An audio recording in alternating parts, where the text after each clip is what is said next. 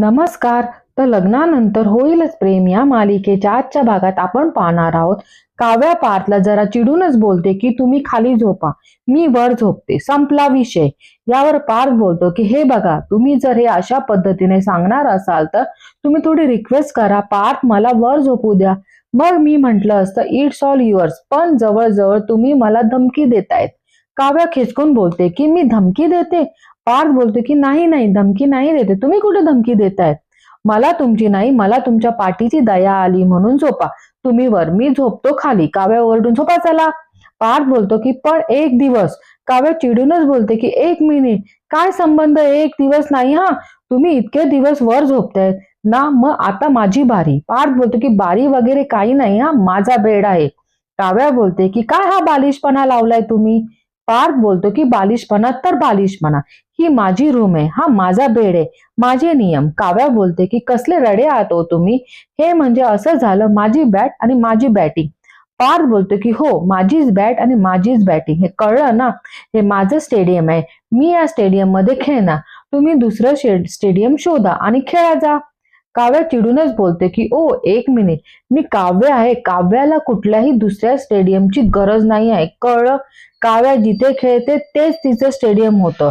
पार जरा गांगरूनच जातो. तर दुसरीकडे आपण पाहतो की जीवा जरा ओरडूनच, ए चकाचक बाई, तुला ऐकू येत नाही का, तुझं दुकान खाली मांड, मला वर झोपायचंय आता. तू हलणार आहेस की नाही, हे बघ, आम्ही जे तुम्हा म्हणून बेड वर उचलो. तेव्हा नंदिनी उठूनच बोलते की अरे, बेड उचलून तर दाखवा, मग मी काय करते ते बघा, तुम्हाला माहित नाही. नंदिनी बोलून नाही, करून दाखवते. जीवा बोलतो की ये चल चल, मी घाबरत नाही तुला. नंदिनी बोलते स्वतःशी कन्फर्म करा. जीवा बोलतो काय. नंदिनी बोलते मला घाबरतात की नाही ते. जीवा तिच्या जवळ येतो आणि बोलतो की एक मिनिट, मी काय म्हणतो आहे. नंदिनी झोप ना प्लीज खाली, लग्न झाल्यापासून फक्त मीच खाली झोपते, तू वर झोपतीयस, एक दिवस तरी खाली झोप प्लीज, रिक्वेस्ट करतो मी तुला. जीवा मनातच बोलतो की काय ऍक्टिंग करतोय. जीवा तुझा भोळा चेहरा बघून ती नक्कीच उठेल. तेव्हा नंदिनी बोलते की तुमचा भोळा चेहरा बघून मी उठेल असं जर तुम्हाला वाटत असेल तर तुमचा तो गोड गैरसमज आहे. मिस्टर पसारेवाला, एक वेळेस खड्ड्यात अडकले गाडी निघेन, भूकंप होऊन जग हालेल, पण ही नंदिनी देशमुख या बेडवरून हलणार नाही. जीवा बोलतो की आपण बसून बोलूयात ना, बसून बोलूया. नंदिनी बोलते की उठा, बेड पासून लांब व्हा. जीवा बोलतो ओके ओके, एवढा लांब ठीक आहे. नंदिनी बोलते आणखीन लांब, आणखीन लांब. जीवा बोलतो ते आता पायऱ्यावर जाऊ. नंदिनी बोलते की ते तुमचं तुम्ही ठरवा, पण तुम्हाला बेडवर झोपायला मिळणार नाही म्हणजे नाही, आणि ती झोपते. तर दुसरीकडे पार्थ बोलतो की एवढा गडगडात बहुतेक जोरदार पाऊस येणार आहे. काव्या बोलते की तुम्ही खाली नाही झोपला तर वादळ पण येईन आता. पार्थ बोलतो की हे वादळ काय कमी आहे. काव्या बोलते की वाटेल ते बडबडू नका हो, तुमच्यामुळे माझा चष्मा तुटलाय, त्याचं कॉम्प्रेशन म्हणून तरी खाली झोपा. पार्थ बोलतो की नाही, भारतातल्या टॉप 30 आर्किटेक्ट पैकी एक आहे मी झोपणार नाही, हट. काव्या त्याच्या अंगावर येते. तेव्हा पार्थ बोलतो की तुम्ही ना आता मारामारी करणार आहात का. काव्या बोलते की IAS होणार आहे मी, कलेक्टर हाताने नाही डोक्याने लढाई करतात. पार्थ बोलते की आता काय टक्कर खेळणार आहे. काव्या बोलते नीट बसा हो. पार्थ बोलतो की इंटरव्ह्यू घेणार आहे माझा. काव्या बोलते आपण कोण आहोत. पार्थ बोलतो की आपण, आणि तो विचार करतो.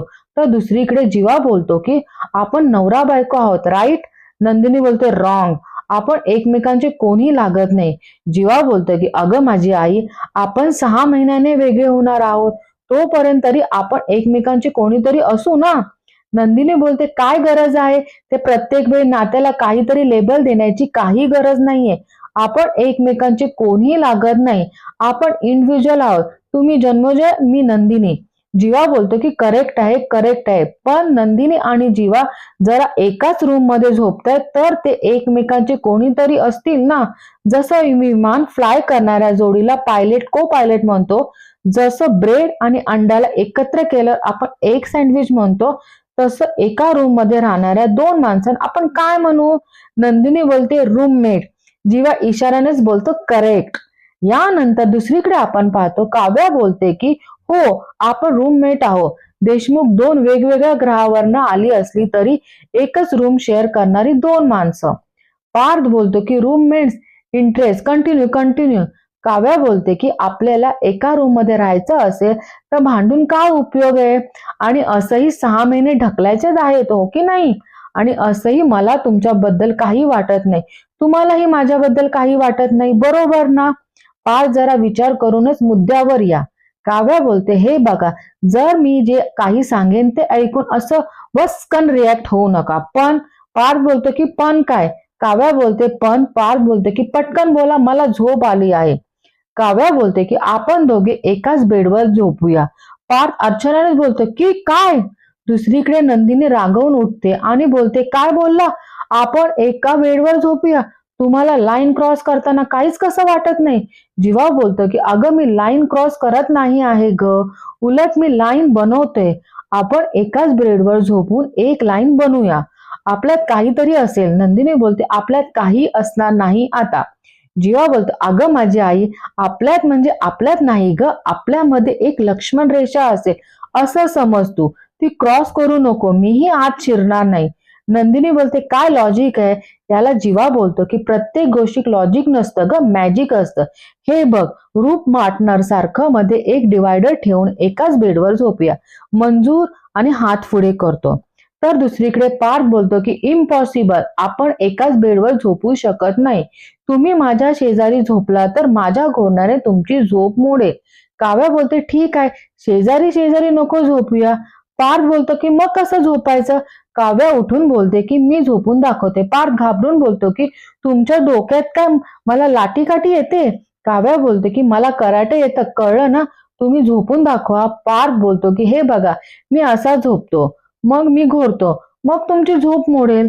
काव्या बोलते, नाही मोडणार, तुमच्या घोरण्याकडे माझे कान नसणारच आहे, माझे कान हे असे इकडे असणार आहे, मग मला तुमच्या घोरण्याचा काहीच त्रास होणार नाही. दुसरीकडे नंदिनी बोलते की मला हे ऐकूनच त्रास होते, हे बघा, मी तुमच्या बाजूला बेडवर झोपू शकणार नाही, मी बाहेर झोपते. जीवा बोलतो, अगे बाहेर घरच्यांना संशय येईल. नंदिनी बोलते, मग मी? जीवा बोलतो, खाली झोपते. नंदिनी बोलते की अजिबात नाही, बेस्ट आपण डिवायडर टाकून झोपू, आणि आणा तो डिवायडर. जीवा बोलतो, काय काय? आणा डिवायडर, आणा, मी काय कामगार आहे, मला काहीतरी सुचेल, थांब, मला सुचते काय ते विचार करू दे. आणि त्याला सुचतं, तो बोलतो, सुचलं, मी सॉलिड आहे, थांब थांब, आणि कपाटातून तो फाईल आणतो आणि तो तिथे टाकतो. तेव्हा नंदिनी बोलते, आपल्याला झोपेल टोचणार नाही? जीवा बोलतो की अरे हो रे, माझ्या लक्षातच नाही आलं. नंदिनी बोलते, आठवण करून द्यायला लागते तुम्हाला. आणि ते दोघे विचार करतात आणि त्यांना आठवतं की आपण पांघरून गोळा करूया, आणि त्यांना ती आयडिया बेस्ट वाटते आणि ते बेडवर टाकतात. दुसरीकडे पार्थ बोलतो की हे असं आपण उलट सुलट झोपतोय, रात्री झोपेत माझा तुम्हाला पाय लागला तर? काव्या बोलते की माझा पाय, पण पाय चालेल झोपेत, माझ्या पायाला नख आहे, लागतील तुम्हाला, हे बघा, ही तुमची बॉर्डर आहे, ही तुम्ही बॉर्डर क्रॉस करायची नाही. पार्थ बोलतो की मी काय बॉर्डर क्रॉस करणार नाही, तुमच्याकडे परत वेळच येणार नाही.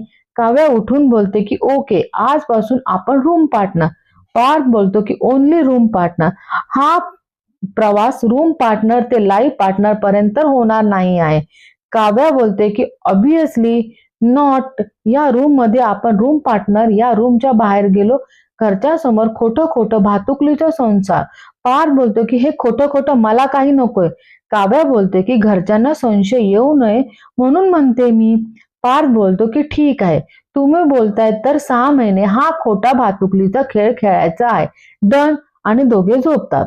तर दुसरीकडे जीवा खुश होऊन बोलतो की चला, मला माझा बेड मला मिळाला फायनली. नंदिनी बोलते, थांबा.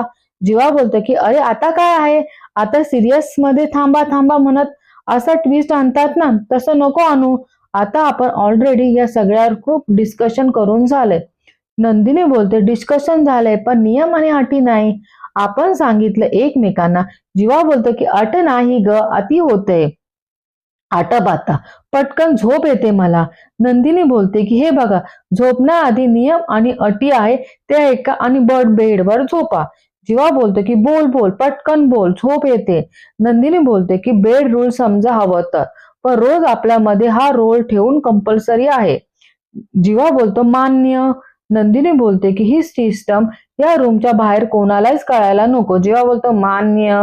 नंदिनी बोलते की आपण फक्त रूममेट आहोत, लाईफ पार्टनर नाही, त्यामुळे रूममेट टू सोलमेट हा ट्रॅव्हल आपल्यात होणार नाही आहे. सो तुम्ही जीवा बोलतो की सो मला तुमच्या सगळ्या अटी मान्य आहे, मला माझ्या लिमिट्सही माहिती आहे. सो मास्तरीन बाई झोपूयात आता प्लीज.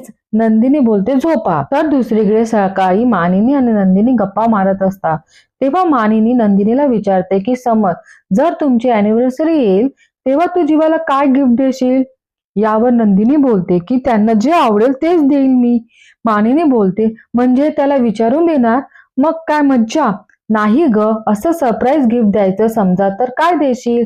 नंदिनी अडखळूनच बोलते मग त्यांनी मला सांगितलं होतं सिल्क टाई खूप फॅशिनेशन आहे. आणि मानिनी गालातल्या गालात हसते आणि बोलते की यांना पण आवडेल. तेव्हा नंदिनी बोलते की यांना पण आवडेल म्हणजे तुम्ही काय लपवतात माझ्यापासून? तेव्हा मानिनी बोलते की अगं उद्या आमची 38th अॅनिव्हर्सरी आहे. यावर नंदिनी बोलते उद्याची अॅनिव्हर्सरी एकदम बेस्ट असणार आहे, या पुढची प्रत्येक अॅनिव्हर्सरी तुमच्या लक्षात करून दाखवे. तेव्हा तिथे पिऊ रडत रडत येते. नंदिनी बोलते कोणी बोललं का तुला? मानिनी बोलते सांग ना, कोणी येताना त्रास वगैरे दिला आहे का तुला? सांग, बोल बाई पिऊ. आणि तशीच रडत जाते. मानिनी बोलते की मला आता पिऊची काळजी वाटायला लागली. काही बोलतच नाही आणि दोघी विचार करतात. तर दुसरीकडे काव्य अभ्यास करत असते आणि पार्थ फोनवर बोलतो की काय उद्या तुम्हाला 6 जणांना सुट्टी हवे? कशासाठी? फ्रेंडशिप डे हे काय कारण असू शकतं का सुट्टीचं?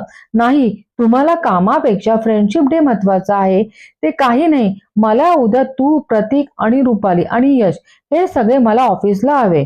कळलं? No more discussion. आणि फोन ठेवतं. काव्या त्याचं बोलणं ऐकते आणि बोलते की मुलं या बोक्याला शाप देणार आहे बहुतेक. पार्थ बोलतो की काय म्हणाला तुम्ही? काव्या बोलते की कुठं काय? पार्थ बोलतो की मला त्रास द्यायला आवडतं का तुम्हाला? काव्या बोलते की याला त्रास देणं नाही, याला पिडणं म्हणतात. पार्थ बोलते की अच्छा, काय फरक आहे त्रास देण्यामध्ये आणि पिडण्यामध्ये? काव्या बोलते की देशमुख, आपल्या नात्याच्या सुरुवातीला माझ्यामुळे तुम्हाला जो त्रास तो आणि आता मी जे काही करते त्याला म्हणतात पिडणं. हळूहळू होईल तुम्हाला सवय. पार्थ बोलतो की सवय मोडायची आहे मला. काय आहे कारण सवय? काव्या मधीच बोलते की व्यसन बनायला नको. करेक्ट आहे? आणि हसते. पार्थ बोलतो की अभ्यास सुरू आहे ना? काव्या बोलते हो बाबा. पार्थ बोलतो की तुम्ही मला बाबा म्हणालात? काव्या जरा हसूनच बोलते की हो, असे सिरियस प्रश्न मला माझे बाबाच मला विचारतात. काव्य अभ्यास नीट चालू आहे ना? काव्या फोनवर खेळत नाहीयेस ना? मग तुम्ही बाबासारखे प्रश्न विचारले म्हणून मी तुम्हाला म्हणाले हो बाबा. पार्थ बोलतो की तुमचे टॉन्ट्स कळतात मला बरं का. तुम्ही आयएस होणार आहे. तुमच्यासाठी पुढचे 6 महिने तुमचे बाबा व्हायला मी तयार आहे. उगाच डिस्ट्रॅक्शन नको आहे. आणि हा, उद्या तर तुम्ही फोन बघूच नका. काव्या बोलते का? पार्थ बोलतो की फ्रेंडशिप डेची उगाच मेसेजेस येतील आणि अभ्यास राहायचा बाजूला. काव्या बोलते की देशमुख, ऐका ना, मैत्री बाजूला राहण्यापेक्षा अभ्यास थोडासा बाजूला राहिला तर काय वाईट आहे? चांगलंच आहे. कारण कसं असतं ना देशमुख, आपण ना आयुष्यभर खूप गोष्टी अचीव करतो, खूप पैसे कमवतो, सगळं करतो. ऍट द एंड आपल्याला असं वाटतं अरे बापरे, एवढे पैसे कमावले, पण 4 मित्र कमवले असते ना तर माझ्यावर एकटं पडायची वेळ आली नसती. पार्थ बोलतो की फिलॉसॉफी चांगली आहे तुमची, पण ही फिलॉसॉफी मला का दिली? काव्या बोलते की कारण मी आतापर्यंत तुमच्या एकाही मित्राबरोबर साधं फोनवर बोलताना ऐकलं नाही. हो ते सोडा, तुमचा बेस्ट फ्रेंड कोण आहे हेही मला माहिती नाही. पार्थ बोलते कसं माहिती असणार? आपण आपल्या कधी आवडीनिवडी, आपले सिक्रेट, स्वप्नातल्या कल्पना, आयुष्याची संकल्पना यावरती डिस्कशन केलं कधी? माझी आई म्हणायची की लग्नानंतर नवरा बायकोच मित्र असतात. काव्या बोलते की यावर तुमचं काय म्हणणं असायचं? तेव्हा पार्थ बोलतो की तेव्हा मला पटायचं, पण आता असं वाटतंय की आपल्यात मैत्रीची पायरी आहेच नाही, नाहीतर डिओची लिप घेतली नसती आपण. So basically the bottom line is नवरा बायको काहीही होऊ शकतात पण मित्र कधीच होऊ शकत नाही. आणि आजचा भाग इथेच संपतो. धन्यवाद.